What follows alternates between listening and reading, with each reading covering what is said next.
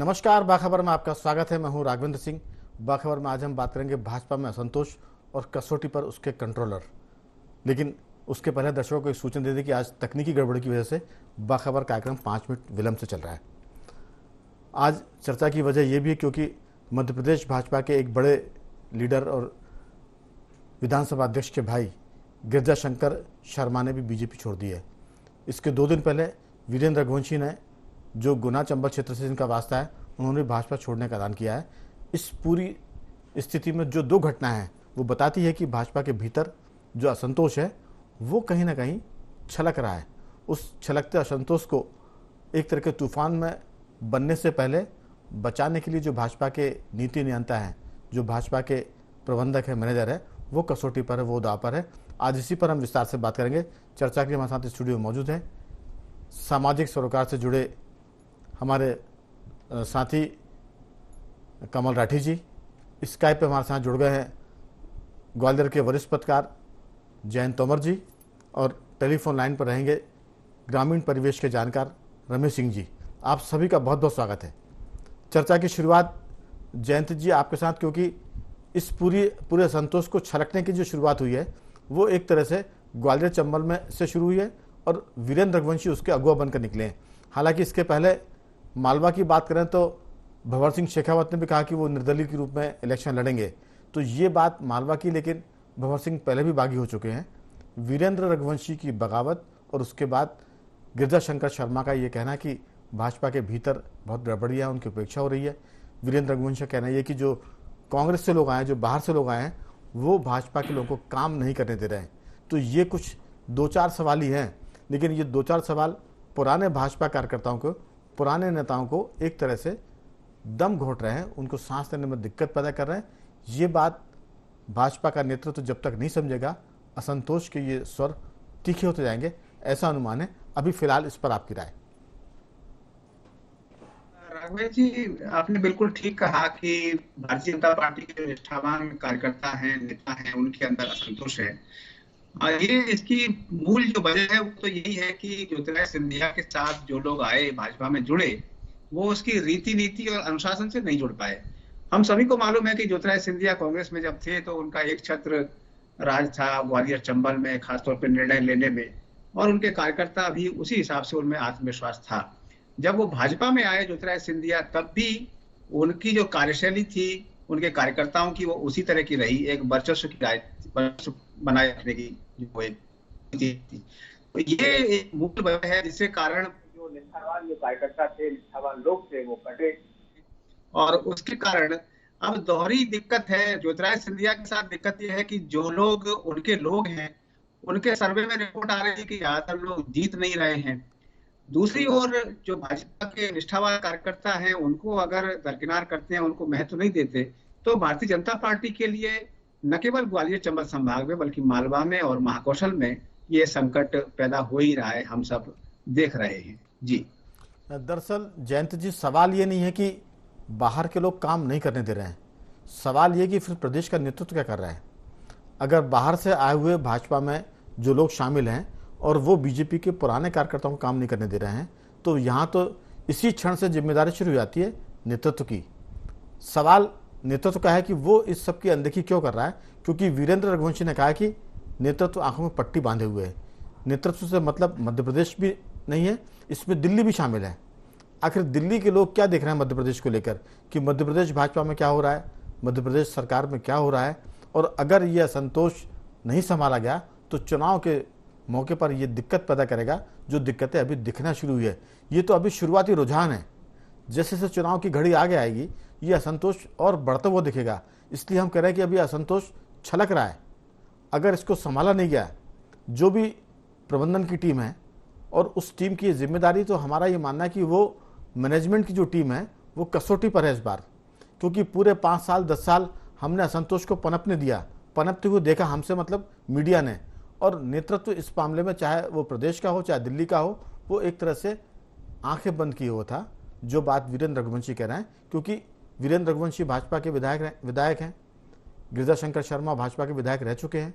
इस चर्चा को आगे बढ़ाएंगे तब उस पर उसका जिक्र करेंगे कि आखिर जब स्कूल में खीर बनने के लिए दूध मंगाया जाता है तो फिर हर बच्चा ये सोचता है कि मैं एक लोटा अगर पानी मिलाऊंगा तो क्या फ़र्क पड़ जाएगा, और ये सोचकर पूरा गांव एक एक लोटा पानी मिलाता है और दूध के बदले पानी मिलता है। तो हर आदमी ने अपनी अपनी गलती की पिछले 10 साल 5 सालों में, और स्थिति ये है कि जो सिटिंग एमएलए हैं वो इस्तीफे दे रहे हैं, जो पुराने विधायक हैं वो बगावत कर रहे हैं। तो हमारे साथ टेलीफोन लाइन पर रमेश सिंह जी भी हैं। रमेश जी, मेरी आवाज़ सुन पा रहे हैं आप?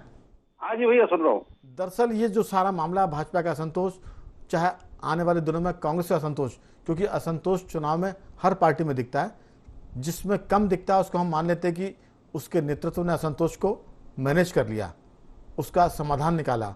और जहां असंतोष नहीं संभलता वहां वो असंतोष बगावत में तब्दील होता है और वो चुनाव के नतीजों को प्रभावित करता है। आपकी राय, भाजपा में जो रुझान आ रहे हैं, अभी 3 बड़े नेताओं के नाम आए। मालवा से भंवर सिंह शेखावत ने कहा कि वो निर्दलीय इलेक्शन लड़ेंगे अगर उनको टिकट नहीं मिलता है, तो उनका ऐलान है ये। वीरेंद्र रघुवंशी 2 दिन पहले ही भाजपा छोड़ चुके हैं, वो कहाँ जाएंगे तय करेंगे जनता से बात करके।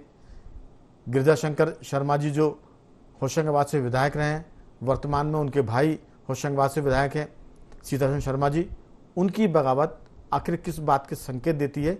एक ग्रामीण क्षेत्र के जानकार के नाते आपकी इसमें क्या राय है? जी, इसकी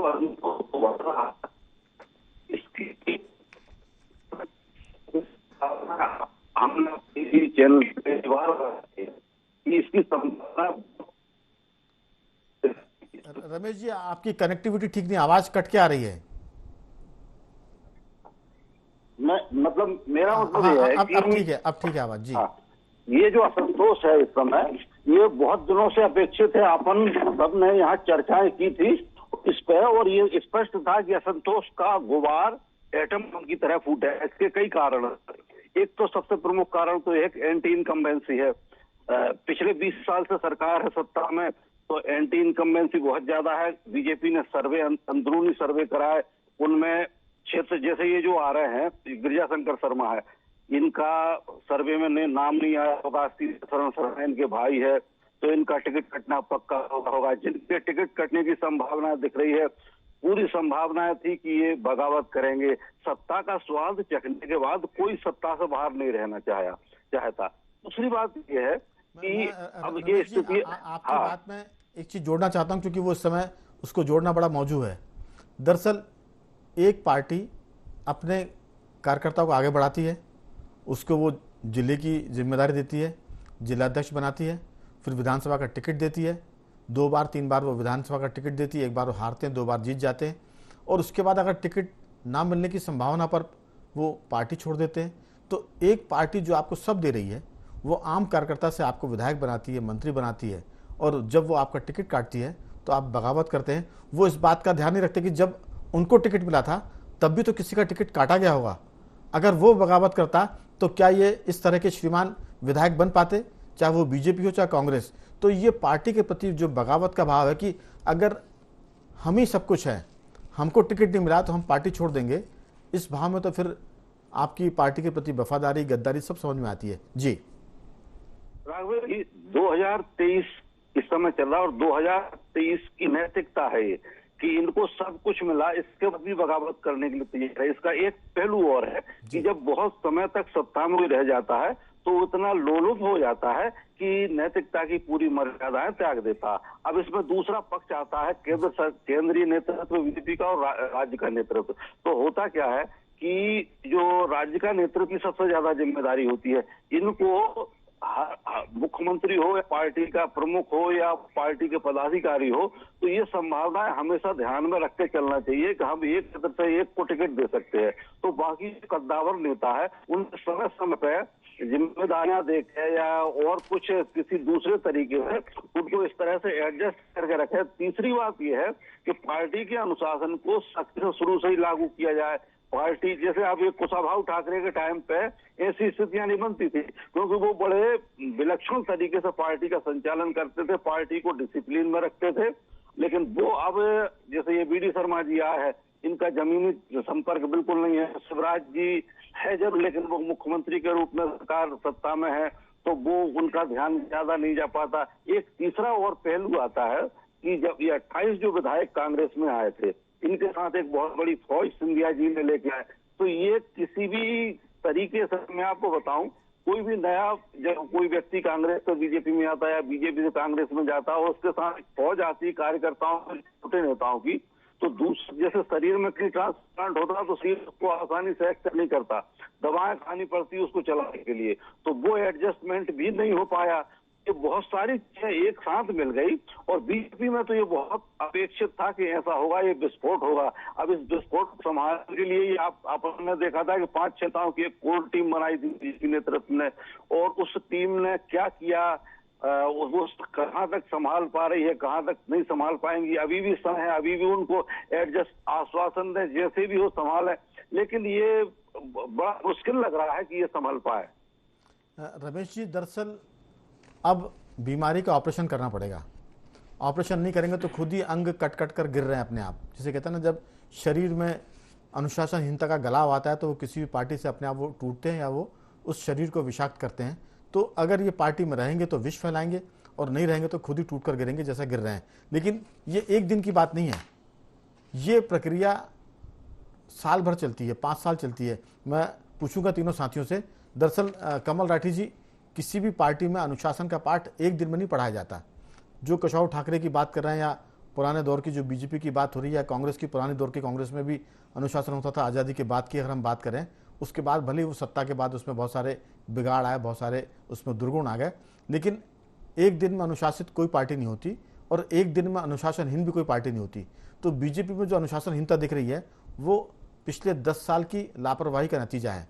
मैं इस बात पर आना चाहता हूं कि केशव ठाकरे एक चुनाव के बाद दूसरे चुनाव में जब काम करते थे तो हर दिन, हर मंडल में, हर जिले में, हर संभाग में अनुशासन की बातें होती थी और उसके लिए केंद्रीय नेतृत्व प्रभारी नियुक्त करता था। प्रभारी जो होते थे प्रदेश के प्रभारी, वो प्रदेश के पदाधिकारियों को अनुशासित करते थे। प्रदेश के पदाधिकारियों को फिर अनुशासित करते थे प्रदेश के संगठन महामंत्री, और संगठन महामंत्री संगठन मंत्रियों के जरिए, मैं सिस्टम बता रहा हूँ बीजेपी का, वो संभाग और जिले में अपने पदाधिकारियों को अनुशासित करते थे और वो जो लाइन थी वो फिर मंडल से नीचे तक जाती थी अनुशासन की। तब जाकर चुनाव में किसी को भी टिकट मिलता था। अनुशासनहीनता की कहीं से कोई बात नहीं होती थी, कोई बगावत नहीं होती थी और पूरी पार्टी उस व्यक्ति को मिलकर जिताती थी। भले ही वो चुनाव हारे, जनता वोट ना दे अलग बात है, पार्टी के लोग उसकी खिलाफत नहीं करते थे, कोई सैबोटेज नहीं होता था। ये एक बीजेपी का सिस्टम है जो मैंने संक्षेप में बताया। अब ये सिस्टम धीरे धीरे करके ध्वस्त हुआ और वो ध्वस्त होने के कारण आज अमित शाह आ गए, 2 केंद्र के मंत्री आ गए, एक केंद्रीय मंत्री नरेंद्र सिंह तोमर आ गए, चुनाव समिति बन गई। लेकिन ये चुनाव समिति आज हथेली पर सरसों की तरह अनुशासन कैसे लेकर आएगी, बहुत मुश्किल काम है। और ये मुश्किल काम करने का जो दायित्व लिया वो अमित शाह के साथ उनकी टीम ने लिया है। लेकिन अभी तो हालात छलकते हुए दिख रहे हैं असंतोष के। ये कब बगावत में तब्दील होंगे नहीं कह सकते, लेकिन ये जो टीम काम कर रही है, मैंने थोड़ी सी बात को विस्तार दिया है, ये टीम अगर प्रभावी ढंग से काम करेगी तो थोड़ी बगावत कम हो सकती है, लेकिन बगावत होना तय है। हम पहले से ही कह रहे हैं, IND24 इसके संकेत लगातार दे रहा है और अभी भी हम ये कह रहे हैं कि जो जितने असंतोष नीचे है उसका अंदाजा अभी प्रदेश के नेताओं को नहीं है। ये असंतोष ज़्यादा बढ़ेगा अगर संभाला नहीं गया। आपकी राय, आप सब चीज़ों को किस ढंग से देखते हैं? बिल्कुल आप सही कह रहे हैं। आज़ादी के बाद से जब हम बात करें तो एक कांग्रेस एक इकलौती पार्टी थी और बाकी बहुत छोटे लोग संगठित हो रहे थे और एक विचारधारा के आधार पर काम किया करते थे। लेकिन आप देखेंगे कि कांग्रेस अगर ऐसा अनुशासन और विचारधारा बनाए रखती तो आज तक हो सकता है विपक्षी नहीं बनता, तो बना। तो इसका मतलब यह है कि कांग्रेस भी टूटी, विचारधाराएं टूटी और सब ढंग से काम करते हुए आगे बढ़ा। भाजपा भी खड़ी हुई। तो आप जब देखेंगे भाजपा भी जब शुरू में खड़ी हुई तो बहुत अच्छा से पूरा संगठन चलता था।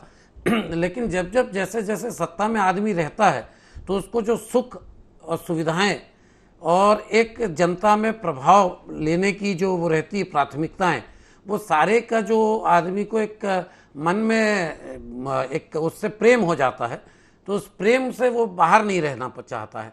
तो उस कारण से वो कोशिश ये करता है कि अब विचारधारा से नहीं मतलब है, हम सत्ता में किसी तरह बने रहें। हो सकता है यहाँ से टिकट नहीं मिल रहा है तो दूसरी पार्टी से लड़ लें, लेकिन क्या जनता उसे स्वीकारेगी? जनता में उनने कितना काम किया? पहले जनता में सामाजिक रूप से कार्य करने वाला नेता होता था, अब ऐसा नहीं है। अब संगठन और पार्टी के आधार पे आदमी उसको नेता को चुनता है। जैसे हम देख रहे हैं पिछले कुछ चुनावों से कि हम केंद्रित चुनाव लड़ रहे हैं कि मुख्यमंत्री का चेहरा या प्रधानमंत्री के चेहरे पे हम चुनाव लड़ रहे हैं, तो जो लड़ रहा है उसका महत्व खत्म हो गया। तो ये जो दल बदल हो रहा है वो होना तय था, लेकिन मुझे ये लगता है कि जो नेतृत्व है, चूंकि चुनाव केंद्रित हो रहा है और जो डेमोक्रेटिक जो पैटर्न था हमें संविधान में, उस पैटर्न से अब लोग ना उस ढंग से काम कर पा रहे हैं और ना उस ढंग से अब चुनाव हो रहे हैं। बिल्कुल, सवाल ये नहीं कि चुनाव प्रधानमंत्री के चेहरे पर केंद्रित है या किसी मुख्यमंत्री के चेहरे पर है। बीजेपी कांग्रेस में एक बेसिक फर्क है।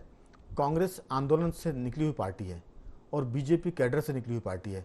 तो कैडर से निकली हुई पार्टी में अनुशासन ज़्यादा कठोर होता है और आंदोलन से निकली पार्टी जो जनता की पार्टी होती है उसमें अनुशासन कम होता है, भावनाएं ज़्यादा होती है और वो एक लीडर को आगे रखकर इलेक्शन लड़ते हैं। तो बीजेपी कांग्रेस में ये डिफरेंस है। लेकिन जयंत जी, सवाल यही है कि भाजपा का जो कैडर है वो पिछले 10 सालों में ध्वस्त हो रहा था। किसी की नज़र उस पर थी या नहीं, लेकिन कोई उस पर ध्यान नहीं दे रहा था। अब चुनाव के वक्त आप उस पर ध्यान देंगे तो बीमारी बढ़ गई है, खुद ही अंग अपने आप हट रहे हैं, टूट रहे हैं, गिर रहे हैं और ऐसे में आप ऑपरेशन करने की स्थिति में नहीं है। और ऑपरेशन करने की स्थिति में नहीं तो ये जो संगठन में अनुशासन का पार्ट है वो कैसे आएगा। ये बगावत के जो सुर है वो, क्योंकि महाकौशल की अभी शुरुआत हुई बगावत की, वहाँ एक अजय विष्णु का नाम है जो बड़े लीडर हैं, वो भी बागी सुर में बात करते हैं। अगर हम बुंदेलखंड की बात करें तो पिछले चुनाव में जयंत मलैया परिवार ने बगावत की स्थिति थोड़ी पैदा की थी और बीजेपी वहाँ से हार गई थी। इस बार सुन रहे हैं कि पार्टी मलैया परिवार के किसी व्यक्ति को टिकट देगी। तो सवाल ये है कि आप लोगों को साध क्यों नहीं पा रहे थे, अनुशासन का पाठ क्यों नहीं पढ़ा थे। आपकी राय कि ये जो पूरा संतोष है, क्या जो वर्तमान में नरेंद्र सिंह तोमर के साथ जो टीम बनी है क्या वो साध पाएगी, क्योंकि अभी तो जो स्थिति है वो थोड़ी सी गंभीर होती हुई दिख रही है। आपकी राय बहुत संक्षेप में। मेरा ये मानना है कि 2014 में जब से भारतीय जनता पार्टी केंद्र में आई, सत्ता में आई, तब से उसके अंदर का आंतरिक जो लोकतंत्र है वो समाप्त हो गया और उसका असर प्रदेश नेतृत्व पर भी पड़ा है। और पूरी तरह से भारतीय जनता पार्टी के केंद्रीय नेतृत्व ने प्रदेश की सरकारों को, प्रदेश संगठन को पूरी तरह से नियंत्रण में लिया। और एक समय तो ये भी अब जो समझ में आ रहा है कि दो चेहरों को छोड़कर और कोई चेहरा भारतीय जनता पार्टी में बहुत कम ही दिखाई देता है। कितने मंत्री हैं जिनको लोग जानते हैं, सिर्फ दो को छोड़ के प्रधानमंत्री जी को जानते हैं और गृह मंत्री जी को जानते हैं। तो ये जो केंद्रीकरण है ये इस चुनाव में भी उसको हम देख पा रहे हैं। मध्य प्रदेश के चुनाव में जिस तरह से जोर तोड़ से सरकार बनी, वो वहीं से उसकी नैतिक जो एक धरातल था कुशाभाऊ ठाकरे की पार्टी का, वो एक तरह से ध्वस्त हो गया और फिर सिराजा बिखरता चला गया। उसे संभालने वाला कोई रहा नहीं। अब एक बार फिर से जिस तरह से पार्टी, कोई भी पार्टी, चाहे वो कांग्रेस हो चाहे भारतीय जनता पार्टी है, कोई भी हो, वो जिस तरह से अगर नैतिकता की ओर नहीं लौटेगी, सभी पार्टियां तो पैसा खर्च करके अपना चुनाव लड़ रही हैं। बिल्कुल। और जनता भी ऐसी हो गई है कि वो भी यही देखती है कि कौन ज्यादा से ज्यादा पैसा खर्च कर रहा है। बिल्कुल जैन जी, दरअसल जो नैतिकता की हम बात कर रहे हैं, बीजेपी के भीतर वो नैतिकता का पाठ संघ से आए हुए संगठन मंत्री पढ़ाते थे, समझाते थे, सिखाते थे और वो नैतिकता को खुद भी ओढ़ते बिछाते थे, इसलिए वो अपने कार्यकर्ताओं को समझा पाते थे। अब नैतिकता का चरण शिखर से हो गया है। जो संगठन मंत्री हैं उन पर इतने आरोप लग गए कि बीजेपी ने संभागीय संगठन मंत्रियों की व्यवस्था खत्म कर दी। जो संगठन मंत्रियों पर आरोप लगे थे उनको संभागीय संगठन मंत्रियों के पद से हटाना पड़ा। तो ये जो क्षरण है, ये जो कमजोरी है, वो कहीं ना कहीं जो अनुशासन के केंद्र थे वो भी खोखले हुए हैं और उस वजह से बीजेपी में ये दिक्कत हो रही है। सरकार अपनी जगह है, संगठन का जो काम देखते थे संघ से आए हुए लोग, वो खुद ही कमजोरी के एक तरह से प्रतीक बन गए, जबकि वो संगठन में अनुशासन का, आदर्श का झंडा लेकर चलते थे। समय की कमी है, मैं नहीं तो लौटता आपके पास। आप चाहें तो इस मुद्दे पर एक दो वाक्यों में टिप्पणी दे सकते हैं। नहीं राघवेंद्र जी, आपने पूरी बात कही है कि संगठन में जब संगठन का जो एक आधार था वो जब समाप्त हुआ है तो उससे उसका पूरा असर सरकार पे और पार्टी पे पड़ा है। बिल्कुल रमेश जी, बात पूरी करें।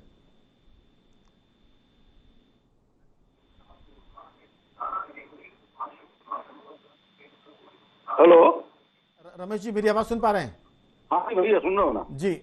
सीधी सी बात है कि जो भाजपा के संगठन के प्रतीक थे वो खुद ही कमजोर हो गए और वो जब कमजोर हुए तो पूरी बीजेपी इस समय ऐसी लग रही है कि यहाँ कैडर खत्म हो गया है और भाजपा और कांग्रेस दोनों में एक तरीके की चारित्रिक समानताएं आ गई है। आपकी संक्षेप में राय? राघवन जी, पिछले 10 साल से बीजेपी का स्टेट जो नेतृत्व है जी। वो पूरी तरह से सत्ता केंद्रित हो गया है। उनने एक धारणा बना ली है कि हम विकास करेंगे, हम ये स्कीम लाएंगे, हम वो स्कीम लाएंगे, इससे हम सत्ता हासिल कर लेंगे। और जो संगठन और जो कार्यकर्ता है उसके प्रति पूर्ण उपेक्षा हो गई। मंत्री पूरी तरह से मलाई खाने में लग गए। उनने संगठन और कार्यकर्ता से नाता पूरी तरह से तोड़ दिया और उसका नतीजा आज आपके सामने है। अभी तो पूरे टिकट बंटने दीजिए। इतना बड़ा बवंडर का अंदाजा है मुझे कि पता नहीं कितना बड़ा बवंडर होगा। ठीक है रमेश जी, संक्षेप में आपकी राय। आजकल पब्लिक रिलेशंस के पीआरस कंपनीज के आधार पर चुनाव का प्रयास किया जाता है और मुझे लगता है कि भाजपा हो कांग्रेस हो, कोई अब सिर्फ सत्ता के लिए हम क्या कर सकते हैं उसी पे काम करना है। बिल्कुल, तो हम कुल मिलाकर कह सकते हैं कि जो भाजपा के भीतर का असंतोष है ये शुरुआती रुझान है असंतोष के, क्योंकि अभी टिकट बटे नहीं है। जिन क्षेत्रों से अभी इस्तीफे आए हैं वहां पार्टी ने कोई टिकट की उम्मीदवारी घोषित नहीं की, लेकिन अनुमान से ही उन लोगों ने अपने आप को मान लिया कि हमारा टिकट कट सकता है या हमारी उपेक्षा हो रही है।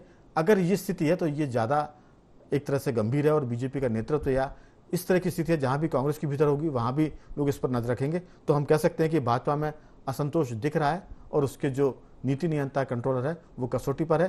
तीनों मेहमानों को धन्यवाद करूंगा मैं। रमेश जी आपका साधुवाद, जैन जी आपका बहुत धन्यवाद और राठी जी आपका भी बहुत बहुत धन्यवाद कि आपने चर्चा में हिस्सा लिया। बखबर में आज सिर्फ इतना ही। बने रहिए हमारे साथ और देखते रहिए IND24।